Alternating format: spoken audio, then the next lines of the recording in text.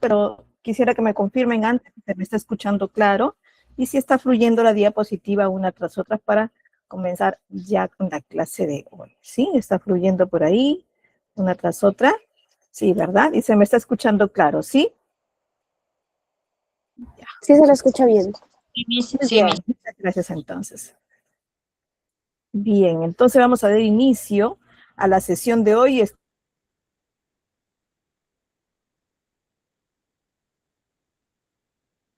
en el curso Asistente de Gerencia Administrativa, Gestión Operativa y Soporte Ejecutivo. Soy la profesora Sabia Angélica Barro Contreras y estoy pues súper gustosa de acompañarlos y de que me acompañen en el seguimiento de este curso, ¿sí?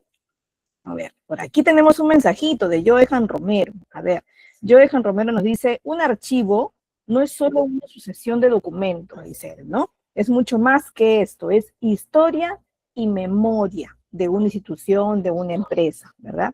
Y es la labor por ahí tan grande, retadora, de aprendizaje, de mejora continua que tenemos que hacer, pues, en el caso suyo, de actuales o futuros asistentes de gerencia, ¿verdad?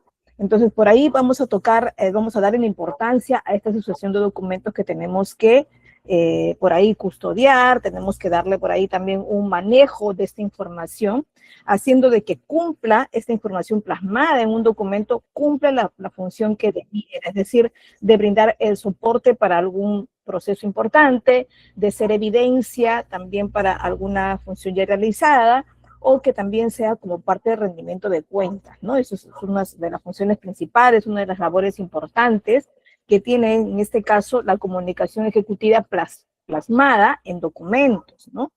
Sabemos que una comunicación formal no se manifiesta necesariamente con el habla, se manifiesta a través de documentos.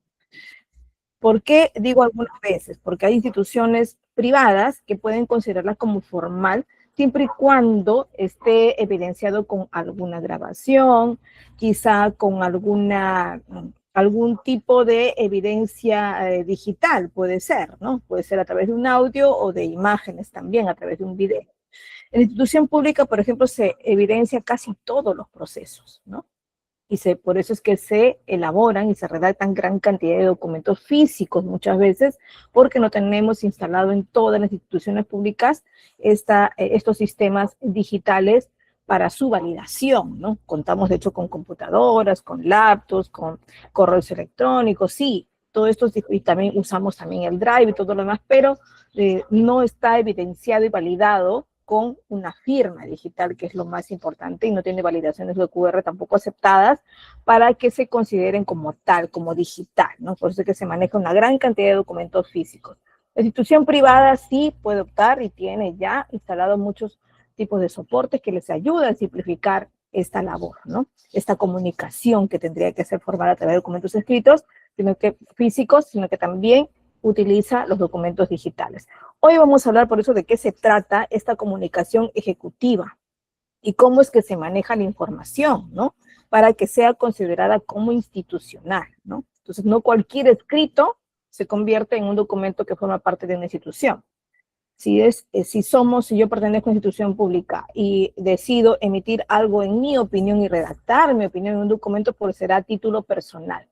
A título como representante de una institución, no, porque emitir opiniones a veces no nos compete a todos, ¿no?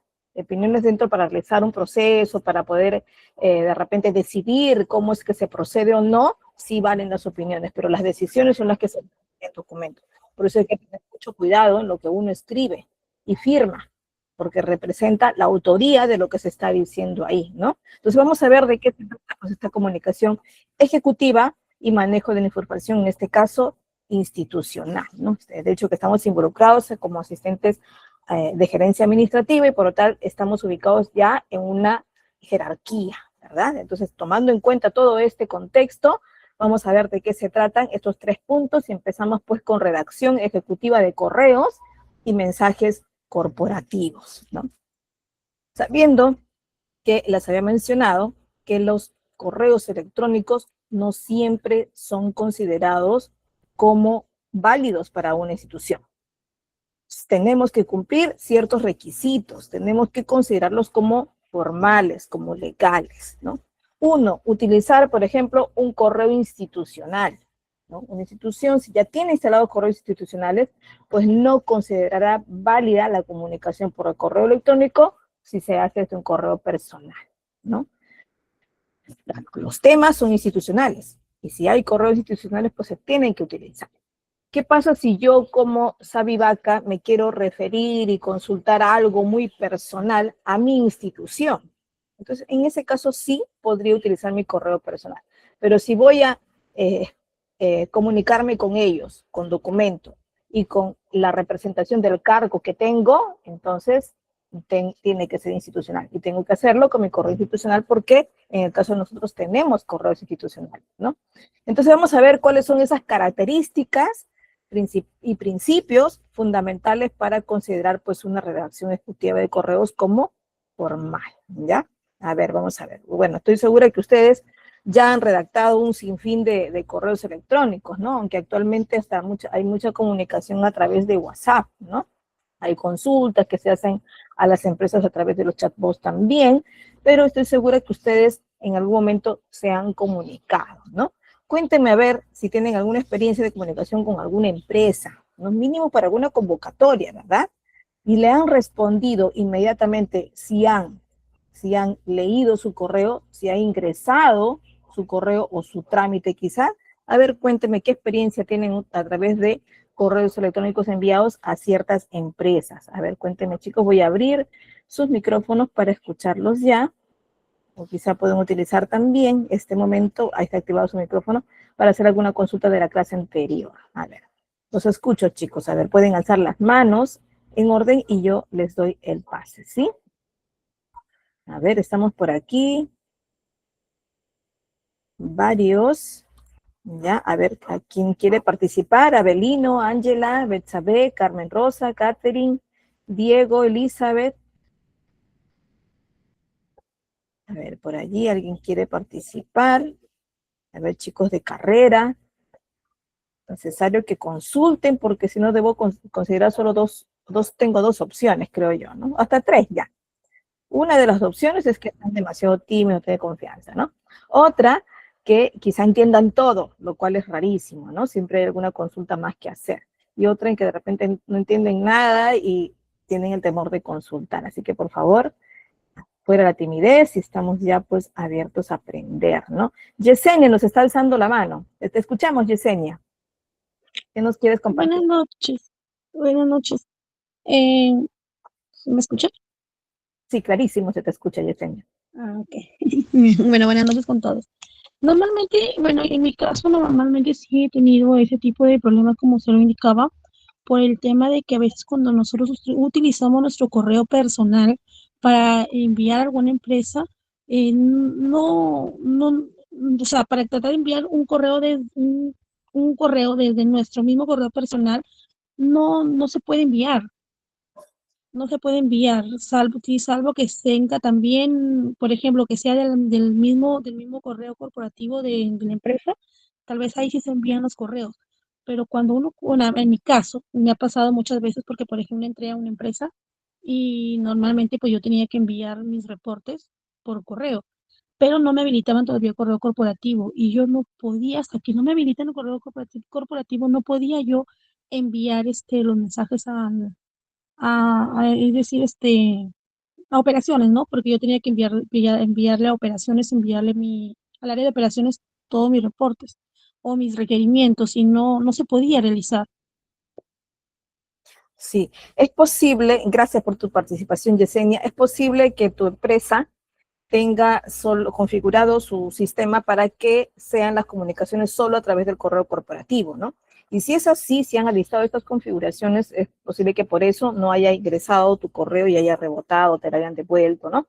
De manera automática desde el mismo sistema. Ahora, ¿qué pasa? ¿Cuáles las grandes ventajas? Porque siempre van a ser ventajas en que la empresa filtre esto, o sea, restrinja la utilización de correos personales. Les consideraré a ustedes que deben considerar más bien que esto es tanto ventajoso para la empresa como para ustedes, ¿no? ¿Qué pasaría si ustedes les permitieran en el dispositivo que les dan, computadora, laptop o o tablet quizá, que permitan que ustedes abran sus correos personales. ¿Ustedes les ha pasado alguna vez que les alcanzan un link donde tienen que compartir por ahí o recibir alguna información donde ustedes tienen que utilizarla, ¿verdad? Y eso se descarga, generalmente se comparte automáticamente con un enlace, con un correo, con un drive que ya está abierto, que está logueado, que está por ahí dentro del perfil que ustedes tienen abierto en Chrome, ¿verdad? ¿Y qué pasa en ese momento? Abren el enlace y automáticamente queda compartido con el drive que ya está abierto. Y si tienen ustedes abierto su correo personal, entonces se está compartiendo esa información y muchas veces documentos que pueden ser confidenciales con su drive personal, ¿no? Y eso no es bueno para la empresa porque estaría fugando fácilmente información que podría ser confidencial para la empresa. Esto es visto desde el punto de vista de la empresa. Pero desde el punto de vista de ustedes mismos, de manera personal, ¿qué pasaría si ustedes les permiten utilizar sus correos personales? Quiere decir que pueden utilizar quizá en los refrigerios, pueden estar abriendo sus estados de cuenta, pueden estar haciendo algunas solicitudes personales, porque bueno, no están en horario de trabajo, ¿no? Y el dispositivo les permite. Abren y de punto abren su estado de cuenta, inclusive con las claves y todo, ¿no? Y automáticamente puede estar dentro de un enlace también y compartido quizá con un correo institucional, con correo corporativo. Entonces, automáticamente se aloja en el Drive, compartiéndolo con un correo que en algún momento puede dejar de ser suyo. Recuerden que los correos corporativos o llamados institucionales no son suyos, son de la empresa. Y cuando ustedes o cambian de área y les cambian el correo o cambian de empresa, pierden ese correo. Y puede estar ahí información que puede ser confidencial para ustedes, que puede ser información personal, ¿no? Entonces, visto desde los dos puntos de vista, yo siempre estoy de acuerdo que la empresa debería hacer sus filtros y considerar solo la comunicación, si la hace por correo electrónico, solo con correo corporativo. Ahora, claro, tú tuviste una dificultad al comienzo, entonces sí, eso es una de las grandes desventajas cuando no se apertura a tiempo, no se dan las validaciones necesarias para que el colaborador que recién ingresa tenga inmediatamente todo, ¿no? Inmediatamente todos en este caso, los accesos que necesita para iniciar su labor con éxito, ¿no? Entonces, bueno, tuvo su desventaja, pero a la larga tiene mucho más ventaja considerar esto, en mi opinión y por lo que he visto, ¿no? Entonces, ya particularmente ustedes tendrán también su propia opinión, sus propios fundamentos, pero hay que considerar estas dos partes, ¿no? Gracias, entonces, Yesenia, y esto puede ser muy, para ustedes también, muy enriquecedor esta experiencia de su compañera, por eso es que pido que más adelante también sigan compartiendo, ¿sí? Bien, entonces vamos a ver entonces estos principios, de qué se trata cada uno de estos principios. De hecho, que la redacción ejecutiva es una competencia clave para un asistente de gerencia administrativa. ¿Qué quiere decir? Quiere decir que es un conocimiento clave que tiene que tener, ¿no? Inclusive está dentro ya del perfil al que ustedes convocan, ¿no? Al que ustedes ingresan. Ya que esto va a representar en este caso la voz institucional de la gerencia frente a personas importantes, a grupos importantes, a actores importantes de la institución de la empresa, como son los clientes, los proveedores, las autoridades, los equipos internos y también representantes de instituciones externas. Entonces, esto es importantísimo, la redacción que ustedes manifiestan dentro de ella, porque es, al fin y al cabo, imagen de la institución, ¿no? Entonces, dentro de estos principios básicos en la redacción ejecutiva, en este caso, es fundamental asegurar, pues, que los documentos sean claros, sean precisos, sean efectivos, eficaces también, ¿no? Por eso es que tenemos aquí, y he puesto una lista de algunos principios claves, ¿no? Uno de ellos es la claridad, ¿no? ¿A qué me refiero con claridad? A expresar, en este caso, ideas de manera sencilla y comprensible. Uy, sencilla, profesora, quiere decir así, en pocas líneas, cuando lo amerita, sí. Cuando también hay casos en los que tenemos que ser extensivos, no por solo parafrasear o no solo por recalcar una sola idea y repetirla varias veces con varios tipos de frases, con varios tipos de contextos de comprensión, no, sino que tenemos que decirlo lo más corto posible, algo que necesitamos comunicar, ¿no? Que en este caso es este principio, que ser claros en lo que decimos y no redondear tanto la idea, ¿no?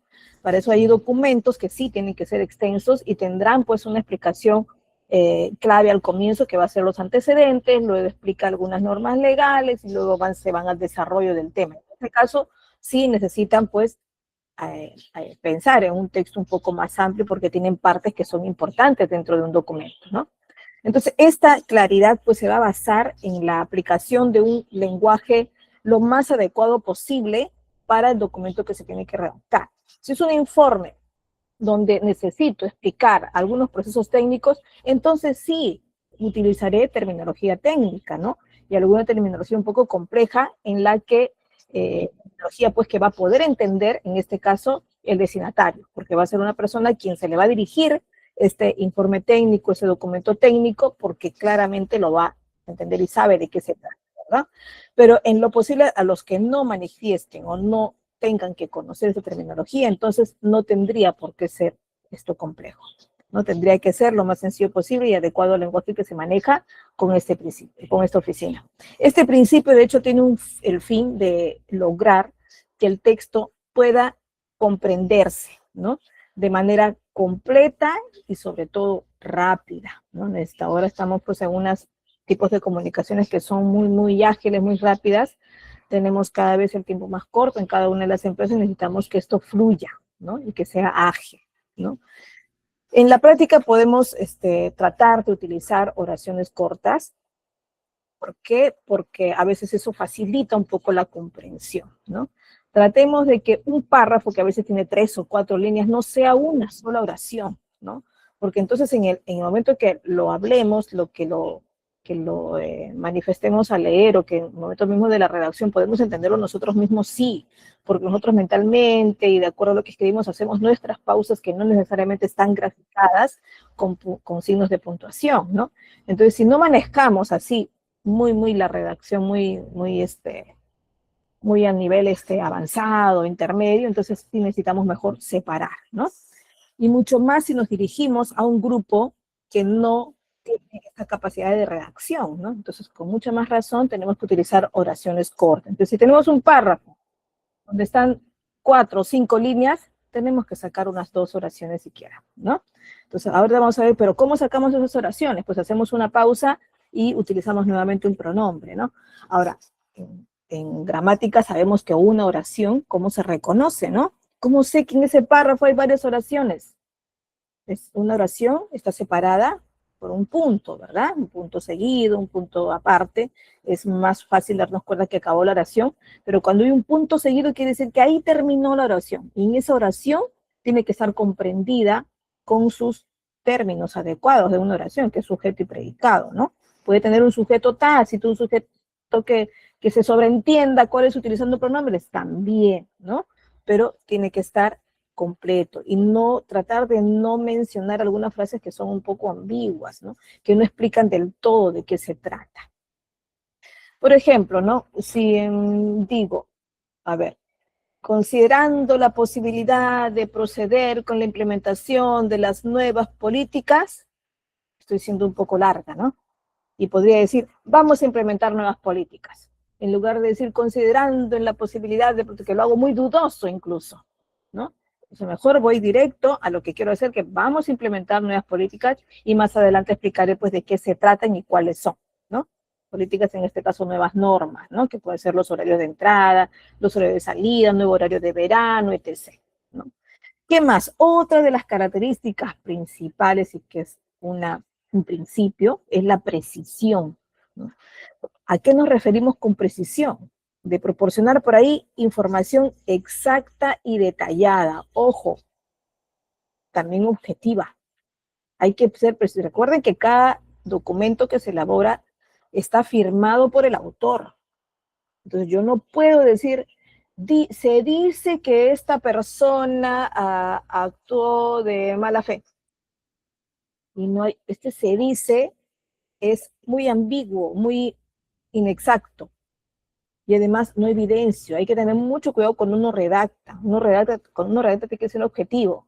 Y si es que considera de que algo está sucediendo y que pido su investigación, pues tengo que mostrar algunas pruebas, ¿no? De lo que se está diciendo, de lo que está comentándose, ¿no? Entonces no puedo dejarme guiar por los dimes y diretes.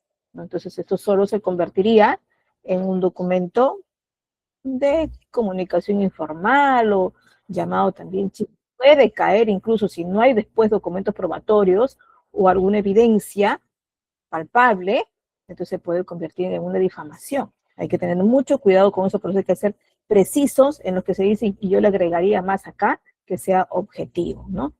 Por ejemplo, puedo decir, la reunión será el 15 de agosto a las 10 a.m. en la sala de conferencias número 3, ¿no? Y puedo decir, bueno, la reunión será pronto, pero estaría además decir será pronto, porque tendría que ser mucho más preciso. Tengo que decir, si hay una reunión, tengo que mencionar horario, que en este caso es la fecha, la hora y el lugar, ¿no? No puedo decir nada más será pronto, porque quedo como que muy ambiguo, que no le estoy avisando cuál es la real importancia de esta reunión, que es la fecha, porque necesito convocar, ¿no? ¿Qué más? La concisión. ¿A qué se refiere la concisión? De transmitir la información necesaria sin necesidad de redundar, ¿no? Esta frase que a veces decimos, valga la redundancia, que en realidad es una palabra que a veces utilizamos para disculparnos que estamos repitiendo mucho, que esto sucede mucho en el hablar, ¿no? Entonces, al momento de escribir, sí nos podemos dar cuenta que estamos redundando y podemos corregirnos, ¿no? Entonces, en este caso, en la escritura, pues no amerita un valga de redundancia, ¿no? No amerita esto. Entonces, sí tenemos que ser concisos, ¿no? Tratar de no explicar varias veces un mismo asunto, ¿no? Podríamos decir, pues, que adjunto al informe el cuadro estadístico del reporte de ventas. Podría agregar, cabe mencionar que fue descargado de la fuente tal. Eso sí sería importante decirlo, ¿no? No, pero cabe mencionar que lo envié la semana pasada. No amerita porque esto es una nueva acompañamiento a ciertos o a otros grupos de informes o algo que amerite ponerle un informe técnico, ¿no? Entonces, por ahí hay que tener cuidado también en qué es lo que amerita aclarar y qué no, porque puede sonar a solo una frase mencionada otra vez, pero con otras palabras, ¿no? Entonces, esto hay que tener cuidado. Tiene que haber coherencia. Coherencia. ¿A qué nos referimos con esto? A mantener una secuencia lógica y estructurada del texto, del mensaje que queremos dar, ¿no? Organizar las tareas en un orden lógico y utilizar por ahí algunos conectores adecuados sería lo más recomendable, ¿no? Por ejemplo, si quiero mostrar un proceso que ha sucedido, por ahí un acontecimiento, puedo decir, en primer lugar, o sucedió esto, ¿no? Además, se unieron otras personas. En el transcurso del proceso ocurrió este incidente y finalmente, ¿cómo se solucionó, verdad? Y finalmente se llegó a esta conclusión o bueno, acudimos a tal lugar o lo que fuere, pero siempre tengo que mencionar un procedimiento, un primer paso, un además si quiero agregar, luego lo que ocurrió en la parte del nudo quizá del problema y finalmente qué pasó, ¿no? Entonces, esta coherencia nos va a ayudar. Ahora, si hay un proceso en el que digo, en primer lugar, segundo, tercero, cuarto, quinto, también puede estar bien explicado si por ahí puedo manejar incluso esas viñetas numéricas ordenadas, ¿no? ¿Qué más? Cohesión. ¿A qué se refiere la cohesión? Esto quiere decir que debemos que asegurar que todas las partes del texto estén bien conectadas, ¿no? Que tengan referencia a cada uno de ellos. No puedo hablar de un asunto y de pronto salirme del tema y mencionar otro, ¿no? Entonces, por ahí tengo que tener cuidado qué es lo que quiero resumir, cuál es el mensaje principal que quiero transmitir con ese documento. A veces sucede que en un documento quiero transmitir dos mensajes principales, ¿no? A veces quiero aprovechar de una vez, enviar esto y otro, ¿no? Pero tengo que ver si esos dos mensajes tienen coherencia, si tienen consecución de los actos, ¿no? Y a veces no. Si no lo tiene, pues es preferible enviar dos informes o dos memorándum o dos documentos, ¿no? Mejor si no tienen mucha referencia, mucho trabajo continuo entre los dos, entonces no, conviene separarlos, ¿no? Un informe, por ejemplo, cuando se dice que el informe está listo, mencionan, ¿no? Pero de pronto dicen, el informe debe ser revisado antes de la reunión. Entonces no estaríamos siendo coherentes, porque estaríamos diciendo que el informe está listo, pero debe ser revisado antes de la reunión. Entonces quiere decir que no está listo, hay que revisarlo. Entonces no es coherente una frase con la otra, ¿no? Entonces por ahí hay que tener mucho cuidado con lo que estamos diciendo dentro del documento. ¿Qué más? Y esto es clave, ¿no? La formalidad. Recordemos que cada documento que se redacta en una institución, en una empresa, es institucional, representa a la empresa. Entonces tiene que guardar la formalidad en el habla, en el mensaje, en la manera de mencionar esto, ¿no? Entonces hay que mantener un tono profesional y respetuoso, ¿no? Sí, pero esta persona ya nos ha fallado, este proveedor, y por lo tanto tenemos que quejarnos y elaborar un documento fuerte, un documento que reclame. Bueno, el reclamo no tiene por qué ser irrespetuoso, ¿verdad? Con respeto tenemos que, porque son nuestros derechos, y reclamamos y pedimos con justicia algo, ¿no? Si hay una penalidad que pagar por esto, pues se tendrá que pedir que se resuelva pagando la penalidad, ¿no? Pero con respeto y fundamentando, pues, cuál es el procedimiento que hemos acordado, ¿no? Entonces, hay que mantener siempre el tono profesional, el respeto, y redactar tomando en cuenta algunas normas y pautas también o formatos, ¿no? Ahora, la formalidad también tiene que ver con el uso en este caso, de la forma que tiene el documento, ¿no? Si es una institucional, no puedo emitir un documento sin logotipo, pues. Ya todas las empresas, instituciones públicas, privadas, todas tenemos un logotipo.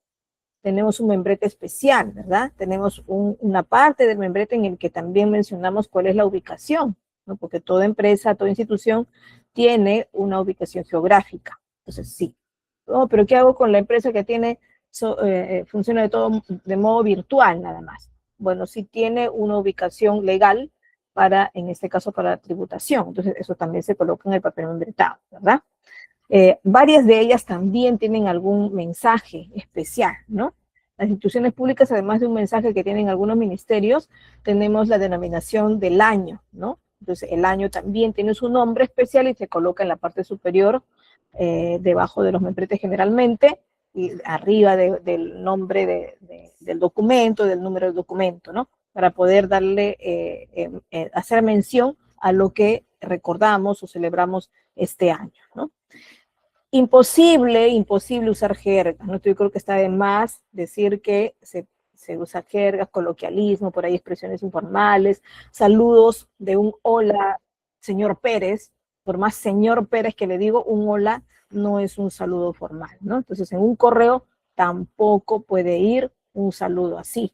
Tiene que haber un cierto tono profesional, mencionarlo, por ejemplo, un estimado señor Pérez, estimado ingeniero Pérez, ¿no? O algunos quieren saludar con buenos días, buenas tardes. Bueno, esto no está prohibido, pero no se suele poner. ¿Por qué? Porque el correo que tú emites, sí, va a salir con la hora en que lo enviaste y puedes decir un buenos días, buenas tardes, ¿no? Pero a la persona no la va a leer necesariamente a la hora en que tú transmites ese saludo, ¿no? Entonces no puede encajar necesariamente con tu buenos días, buenas tardes, buenas noches, ¿no? Pero de igual modo no está mal del todo, ¿no? Solo está en el modo como quieres comunicarte. Yo prefiero, por ejemplo, preferible decir estimado, ¿no? Pero generalmente cuando yo emito un correo, pongo de todas maneras a quién va dirigido, ¿no? A 2 puntos, pongo ahí el nombre de la persona, pongo su cargo, la institución, y abajo ya en el saludo pongo estimado, ¿no? ¿Por qué? Porque necesito poner en la parte de arriba bien a quién me estoy dirigiendo, ¿no? Y sobre todo a esta persona por su cargo, no solo por su nombre, ¿no? ¿Qué más? Tenemos que pensar también en la objetividad, es lo que les había mencionado, ¿no? Un documento no puede tener una información que no sea objetiva, ¿no? Que no sea evidenciada, ¿no? Yo no puedo mencionar, ¿por qué? Porque la información que estaría poniendo ahí, que se dice o se estima o por ahí se presume, ¿no? Hay que ver si lo que presumo tiene que ver con algo que ya se evidenció, pero que puede ser consecuencia de. Entonces, por ejemplo, yo puedo decir que en el inventario se evidenció que la cantidad de insumos bajó de tal mes a tal mes y bajó con una escala muy alta, ¿no? Y se presume que la utilización aumentó, ¿no? solicito investigación. Entonces estoy diciendo que se presume que la utilización de este insumo aumentó en el mes. No estoy diciendo que se lo robaron, porque no tengo pruebas de que lo robaron.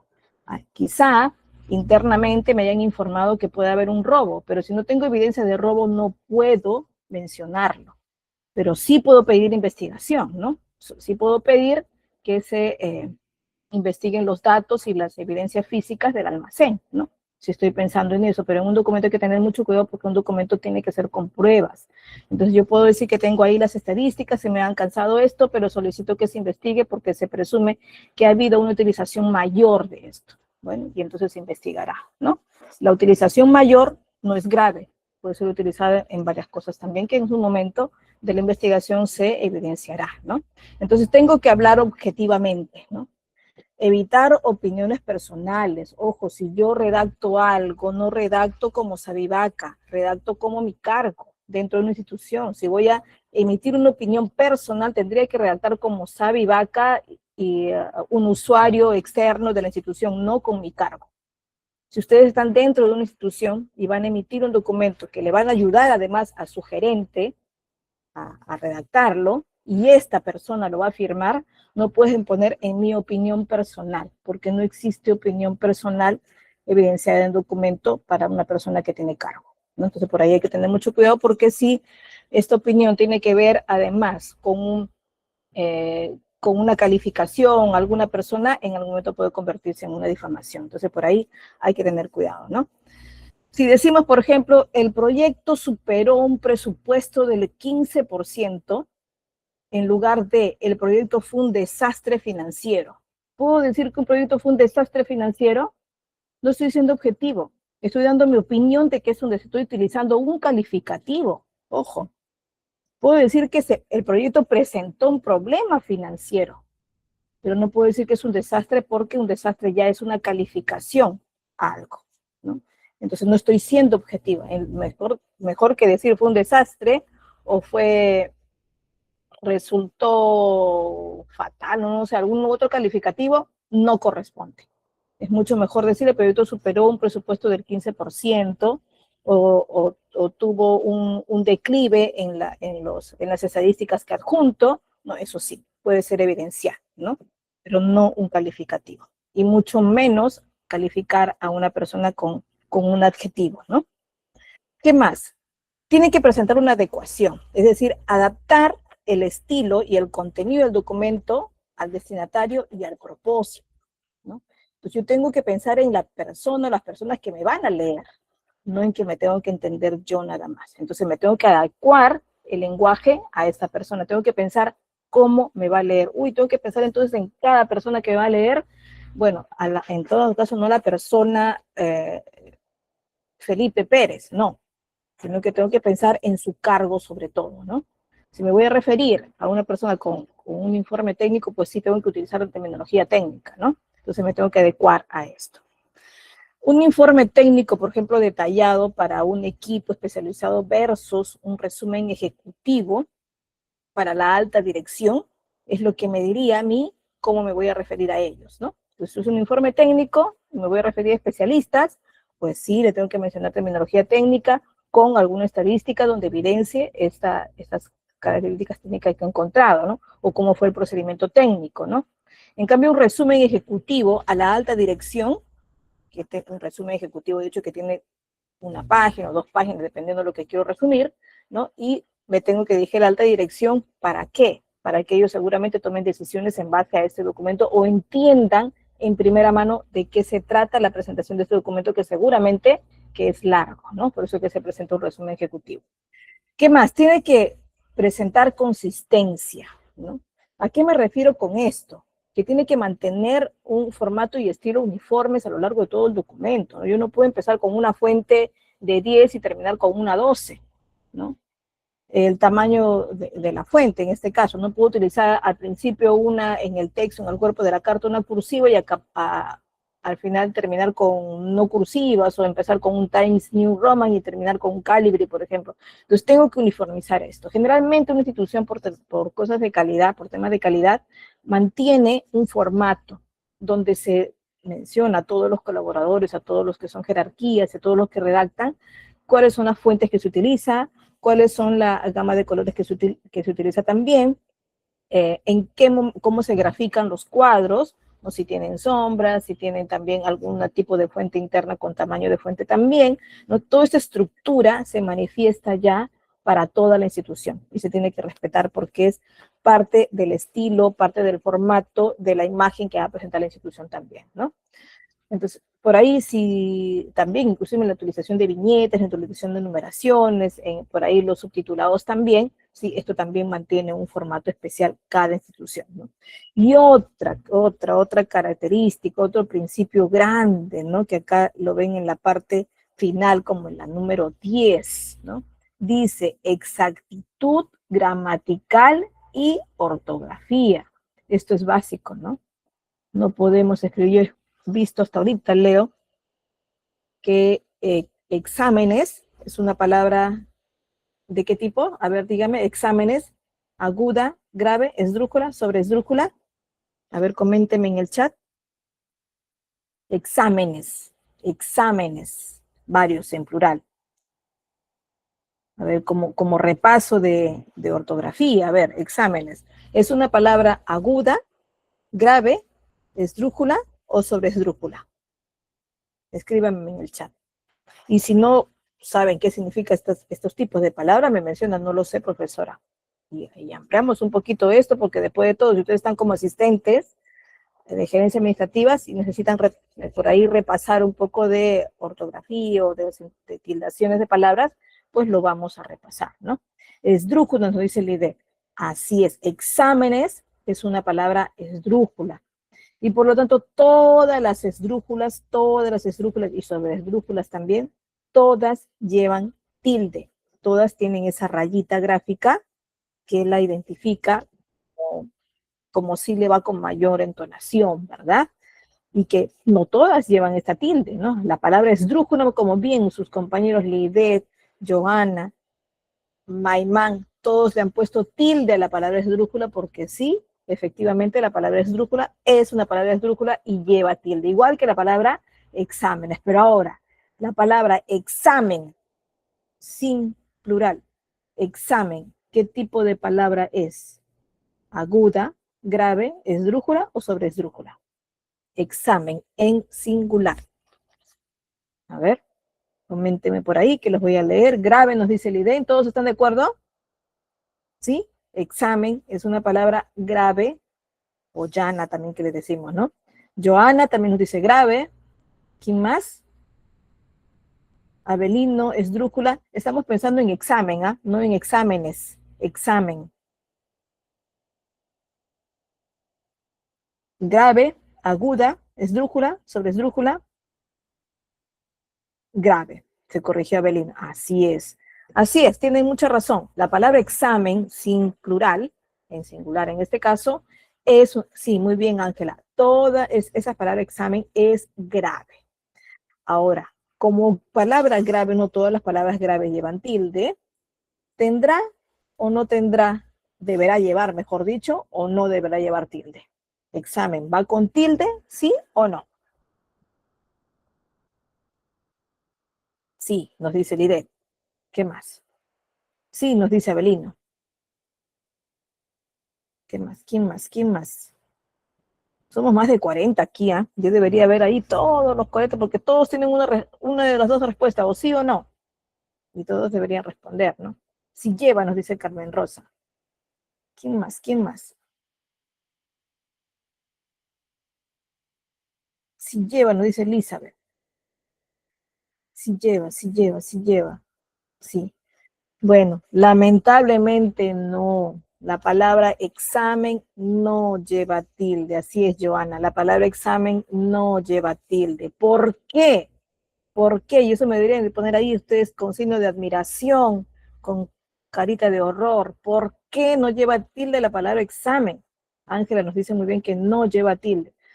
No lleva tilde, ¿por qué? Porque las palabras graves, para que lleven tilde, tienen que no terminar en NS ni vocal. O sea, deben terminar en cualquier letra consonante pero que no sea ni N, ni S, ni vocal. Por eso es que examen, como termina en N y es grave, entonces, sí es cierto, me olvidé. Bueno, eso estas son reglas gramaticales, regla ortográfica en realidad del colegio, ¿verdad? Que sí, a veces pues nos olvidamos un poquito, ¿no? Pero sí sería importante, chicos, que repasen los tipos de palabras y cuáles se tildan y cuáles no, ¿no?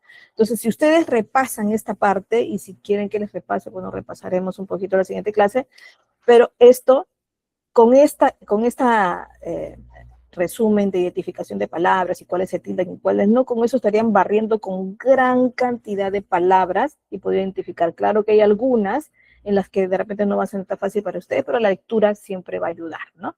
Entonces, examen, como cualquier palabra grave, se va a tildar solo si termina en alguna letra o consonante que no sea ni vocal, ni N, ni S, ¿ya? Por eso es que frágil lleva tilde, lápiz lleva tilde, ¿sí o no? Entonces, y al revés ocurren las palabras aguda.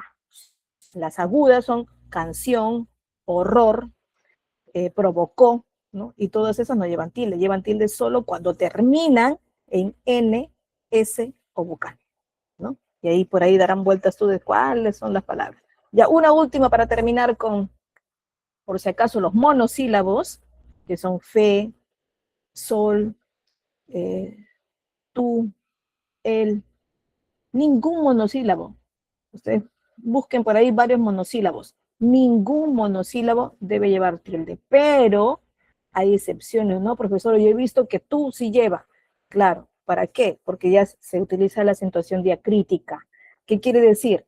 Que solo algunos monosílabos llevan tilde para diferenciarlos de otro que tiene su misma escritura. Por ejemplo, tú y tú. Cuando yo digo tu cuaderno, no es lo mismo que decir tú lo escogiste, ¿no? Tu cuaderno es un tú que acompaña, en este caso, a un sustantivo y actúa como no como un pronombre, sino como un artículo, ¿no? En cambio, o un adjetivo de posesión, también podría definirse así. En cambio, tú lo escogiste, ahí estamos hablando de ti, estamos personificando a una persona en el tú, estamos reemplazando a alguna persona, entonces es un pronombre. En caso de pronombre, sí lleva tilde, y en caso de artículo o adjetivo, no lo lleva, ¿sí? Entonces, esas son, en resumen, algunas de las estructuras gramaticales o reglas ortográficas que podemos entender para que por ahí puedan interesarse ustedes un poco y ahondar y no se confundan y puedan apoyar muy bien a su gerente en las revisiones de los documentos que son, ¿no? Bien, entonces ya sabemos que son estos principios importantes para la utilización, en este caso, redacción ejecutiva de correos y de cualquier documento corporativo, chicos, ¿ya? Entonces, de cualquier mensaje corporativo, tienen que tomar en cuenta esto. Ahora, ¿cómo tomo en cuenta todo esto? Bueno, hay revisiones que se tienen que dar. Un documento no es que lo redactas ahorita y ya se tiene que emitir y enviar. Dependiendo de qué tipo de documento es, sobre todo en su extensión, es que requiere revisiones, ¿no? A ver, yo digo, pero a veces, yo emito tan seguido estos memorándums de múltiples para convocatoria de reunión, que ya para mí es fácil, simplemente cambio la fecha y ya no está de más darle una leidita, porque a veces incluso está convocado a ciertas personas de una sola área y me dirijo con un apelativo para todos ellos. Otras, me dirijo a docentes que solo son mujeres. Bueno, ahora si solo son el grupo de mujeres, me tengo que dirigir con una designación femenina, ¿no? Si me dirijo solo a hombres, también, si me dirijo a los dos, que tengo que utilizar los dos. Entonces hay que por ahí cuidar algunos casos. A veces me confundo hasta la fecha, ¿no? Que cambio en una parte la fecha y en la otra parte no la cambio. Entonces requiere por ahí una revisadita, ¿ya? Ahora, ya, bueno, estamos totalmente convencidos de que la redacción es súper importante, ¿sí? ¿Por qué? Porque va a poder, en este caso, ser manifestada como una comunicación clara y eficiente. Todo documento administrativo sirve como una herramienta clave para comunicar una información dentro y fuera de la institución. Entonces, por lo tanto, se convierte en la imagen de esta, ¿no? Además, facilita esa transmisión de instrucciones también. A veces decimos, bueno, vamos a reunir a todos los trabajadores para decirles, pues, que cómo vamos a considerar el horario ahora en verano, ¿no? Pero de repente ya está acordado previamente con sindicatos, no sé, entonces tengo que facilitar esta comunicación, este cambio de política, no solo por una reunión verbal, sino también acompañado, de repente ratificada con un documento, ¿no? ¿Y por qué no? Si voy a utilizar un correo electrónico, pues sería genial, ahorro además el movimiento este del papel, ¿no? Entonces también puedo informarlo así. ¿Qué más? Todo documento es parte también de un registro, ¿no? Los documentos administrativos actúan como evidencia, les había dicho, ¿no? Y son registros oficiales de cualquier operación, de cualquier decisión que se tome dentro de la organización, ¿no? Y como tal va a proporcionar, en este caso, una evidencia y ser soporte de cada uno de los procesos que realiza la institución, en este caso dentro o fuera de ella, ¿no? Son parte también del cumplimiento legal y normativo, ¿no? Muchos documentos administrativos son necesarios para poder cumplir con regulaciones legales y normativas. Nosotros como institución pública, por ejemplo, les contaré, si hacemos un simulacro de sismo, tenemos que evidenciar esto, tenemos que hacer un informe diciendo, mostrando ahí las fotos donde estuvimos parados, cuál es nuestra zona de seguridad, si estuvo realmente libre la zona de seguridad y no estuvo de repente como utilizado como estacionamiento, si pudimos sacar de repente oportunamente los chalecos distintivos, por ahí las mochilas de emergencia, ¿no? Entonces, esto se tiene que evidenciar a través de un informe, ¿no? Y es parte del cumplimiento normativo, ¿no? ¿Qué más? Nos da garantía de la eficiencia operativa, porque la redacción clara y precisa de documentos facilita la eficiencia de estos procesos administrativos porque explican a todos los colaboradores que deben leer esto de cuáles fueron los resultados, ¿no? Inclusive mucho más cuando está acompañado pues, de evidencia como son los cuadros estadísticos también, ¿no? Permiten, y esto es muy importante porque si ustedes están en gerencia, una gerencia va a necesitar siempre recibir reportes, ¿no? De las diferentes áreas subordinadas o de repente de las áreas que son vecinas, ¿no? ¿Por qué? Porque así le va a permitir a este gerente, quien toma decisiones importantes, tomar decisiones pero informadas a través de los reportes que necesitamos, que sean periódicos, que sean frecuentes y que sean también emitidos en su tiempo, ¿no? En sus fechas en las que se les pide, ¿no? De hecho, ya hay una calendarización para estos informes también. Entonces, el asistente tiene que velar por este seguimiento de cumplimiento, ¿no? Para que este jefe, este gerente, tenga a la mano su información para tomar las decisiones oportunas, ¿no? Entonces, esta es la labor de los asistentes, de poder hacer el seguimiento a cada una de las peticiones, de los reportes que tengan que emitir algunas áreas, sobre todo subordinadas, ¿no? Muestra todo documento, pues va a evidenciar profesionalismo y credibilidad, ¿no? Porque los documentos bien redactados van a reflejar esto, un profesionalismo de la organización, ¿no? Y va a aumentar en este caso la credibilidad y la imagen institucional de la empresa frente a clientes, frente a proveedores o a otras personas interesadas, incluso a inversionistas, ¿no? Va a permitir también la resolución de conflictos, anticiparse a la venida de conflictos, ¿no? Los documentos, como actas, por ejemplo, como los acuerdos, ayudan a resolver y a documentar, en este caso, los conflictos, ¿no? Transparencia, va a permitir el cumplimiento de la transparencia y rendición de cuentas, ¿no? Si tenemos evidencias de los procesos que realizamos y nos piden, por ley de transparencia, nos piden saber si ustedes participaron en cierto evento importante, bueno, ahí estará la evidencia, ¿verdad? Dentro de los documentos. Facilita también el flujo de trabajo porque los documentos como parte comunicativa permite evidenciar estas comunicaciones entre ellos, inclusive los acuerdos, ¿no? Va a permitir también que la planificación y la organización a través de documentos fluya de manera ordenada, ¿no?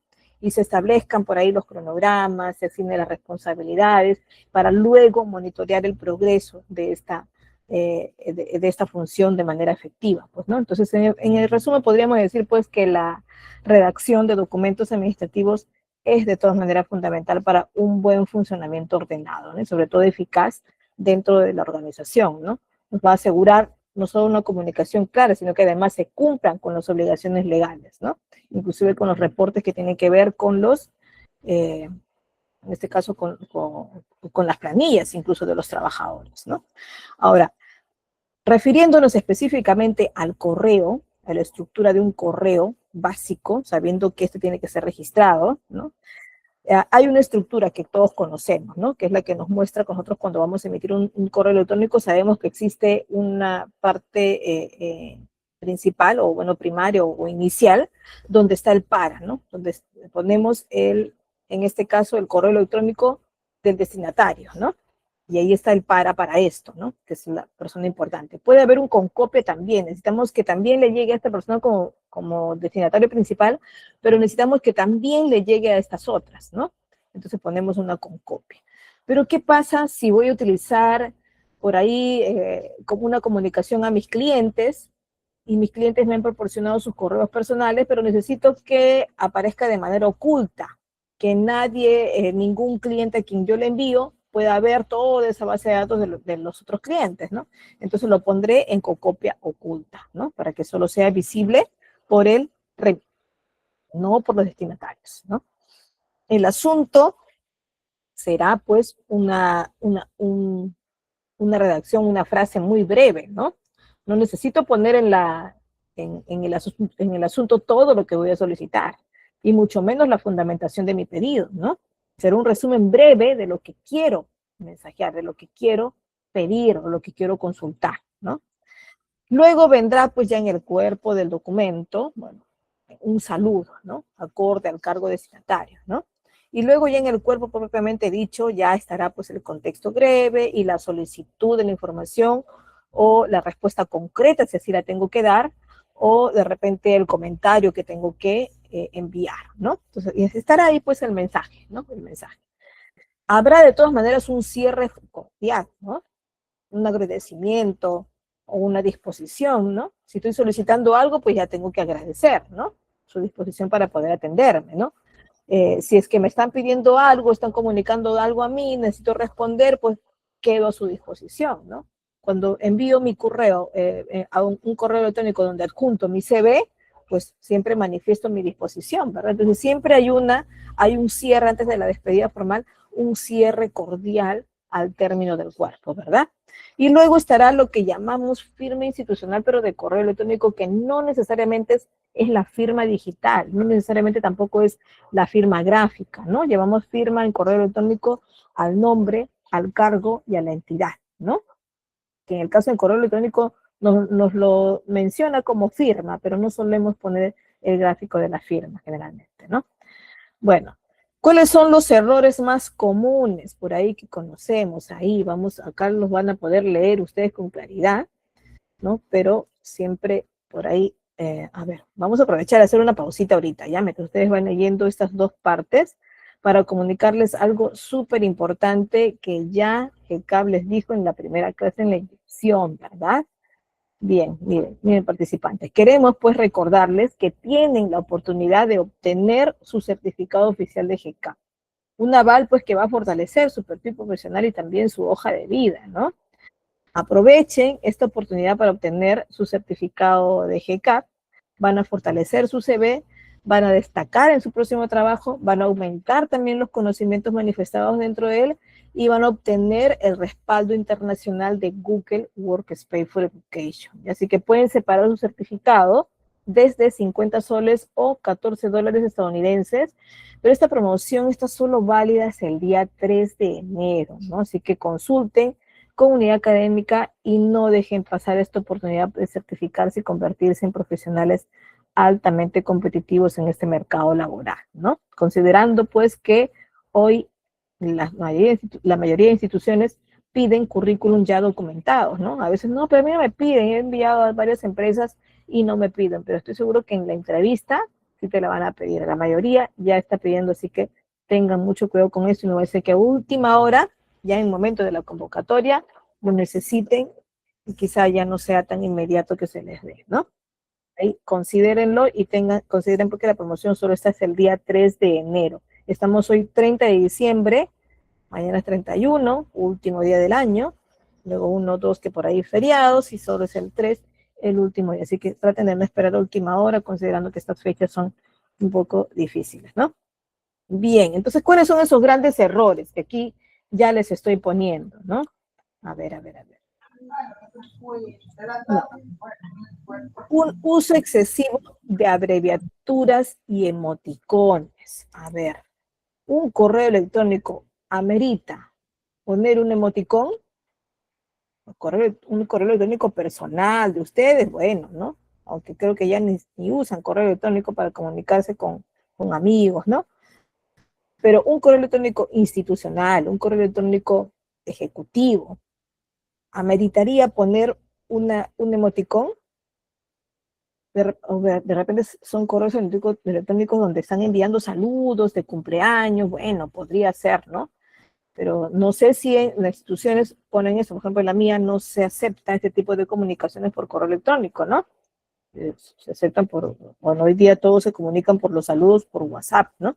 Y ahí vienen todos los emoticones, todos los GIF que puedas poner, pero en un correo electrónico institucional que siempre se espera una comunicación formal, institucional, con un mensaje que tenga que ser institucional, entonces no ameritaría ningún tipo de emoticón. Y las abreviaturas, tampoco, ¿no? Diría yo que estas son una falta de respeto. Estamos en una institución y por lo tanto me tengo que manifestar como tal, ¿no? No voy a poner asunto, reo y una carita feliz, ¿no? Y no voy a saludar con un hola. Tampoco puedo utilizar abreviaturas que en este caso innecesarias y que ni siquiera son abreviaturas formales, sino son abreviaturas que con la manera coloquial que a veces me expreso por WhatsApp puedo utilizarlas, ¿no? Por ejemplo, te escribo por qué, ¿no? Este no es una palabra. Esta aspa y qué no es una palabra, ¿no? Pueden utilizarlo ustedes por WhatsApp si gustan, pero, por ejemplo, para mí es una mala práctica utilizarlo en WhatsApp porque si no yo creo que me quedaría de costumbre y por ahí lo utilizaría mal, ¿no? Cort, tampoco, ¿no? Reu, una D, man, para nada, ¿no es cierto? Entonces, sabemos qué significa. Sí se entiende lo que quiere decir, sí, por ahí estamos bien, pero no está formal, no está adecuado para una institución, ¿no? Otro de los errores es, en este caso, ortográficos, que les había dicho que hay que tener mucho cuidado, sino por último hay que considerar los correctores ortográficos que me ayuden, ¿no? Para poder redactar un buen documento, ¿no? Por ahí cualquier, pues, ¿no? Jamás, pues, tendría que escribir con K, ¿no? Entonces, por ahí hay que tener mucho cuidado, ¿no? Ahora, hay errores que podríamos cometer, como acá menciona, dice, le escribo para informarle que los documentos. Yo estoy segura que esta persona que ha escrito esto no es que piense que se escribe la palabra así, documento, sino que simplemente al momento de digitar se le escapó y se le fue la N, ¿no? Entonces ya eso ya es considerado una falta ortográfica, ¿no? Así, pero no, yo sé que documento se escribe con N completito, pero es considerado una falta ortográfica porque no está completa la palabra, ¿no? Solicitamos que la información ya fueron enviados al área, quiso decir, ¿no? Entonces por ahí puede incluso, si no acostumbro a hacer las revisiones oportunas, puedo equivocarme por ahí en el mensaje, ¿no? Les cuento algo que me pasó a mí cuando recién empezaba a trabajar en la parte administrativa, ¿no? Eh, Ayudaba también a que ya se estaban hechos los formatos de algunos documentos y tenía que solo cambiar los datos internos para comunicar siempre lo mismo, ¿no? Solo que con unos trámites que eran solo para varios estudiantes, pero en este caso fueron emitidos en varios documentos, ¿no? Y el saludo fue el gran error, ¿no? Entonces les va a causar risa, pero es un gran error que nunca debió pasar, ¿no? Si terminábamos nosotros diciendo, por ejemplo, es todo cuanto tengo que informar. Es nuestra despedida por ahí, acostumbrada para ese tipo de documento, ¿no? Y en lugar de cuánto, yo le puse cuento. Es todo cuento que tengo que informar. El que me leyó le causó gracia y sabía pues que no era cuento, pero imagínense si esto contaba como una evidencia legal, ¿no? Estaba manifestando en ese documento que lo que estoy mencionando es un cuento, o sea que no es una verdad, ¿no? Entonces por ahí podía caer en falta administrativa si este documento se llevaba para un litigio, para un problema legal, ¿no? Entonces por ahí podría tener algún problema, pero no cayó, menos mal, en un tipo de proceso así, ¿no? Pero hay que tener mucho cuidado. Por eso es que hay que leer los documentos antes de enviarlos, sobre todo a veces estos que se nos escapa con solo un clic, que son los correos, ¿no? Mensajes muy largos o poco claros, ¿no? Y acá es donde yo quiero que me digan cuántas oraciones hay en este párrafo que empieza diciendo, le escribo para comentarle, sigue todo lo demás, y termina diciendo que se tienen previstos. ¿Cuántas oraciones hay en este párrafo? A ver, díganme ustedes. 1, 2, 3, ¿cuántas? A ver, chicos.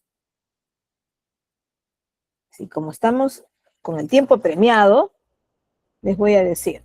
Mire, primero está asunto, información. Ya, estimado. Dice, no le pone ni el nombre. Yo considero que debería poner ahí un estimado señor o señora Sabi, por ejemplo, señora Sabi Vaca incluso, ¿no?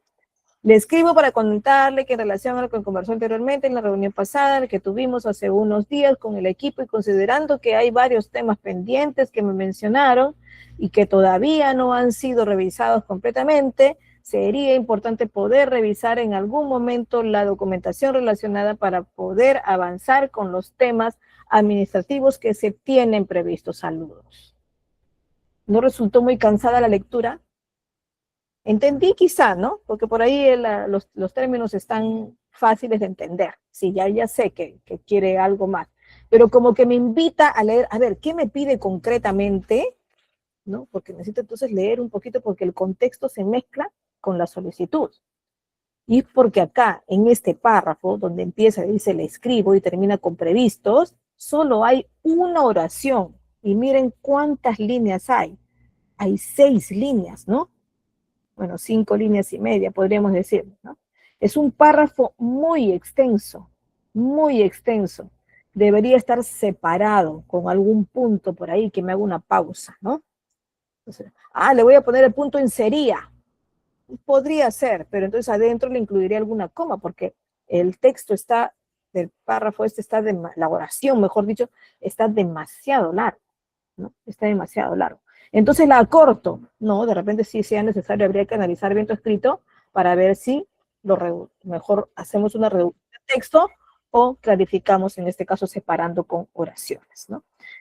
Un tono informal imperativo también suele ser un error muy común, ¿no? Dice, asunto, envío informe, hola, mándame el informe hoy mismo, lo necesito urgente, así que no te demores, saludos. Por más bonito que yo lo lea, termina siendo una orden, ¿verdad? Asunto, envío informe. Y ni siquiera está clarísimo. El envío informe me suena que a mí me están enviando un informe, ¿no? Sin embargo, en el contenido dice, hola, mándame el informe hoy mismo. Me estás pidiendo que, en todo caso, solicito informe, sería el asunto.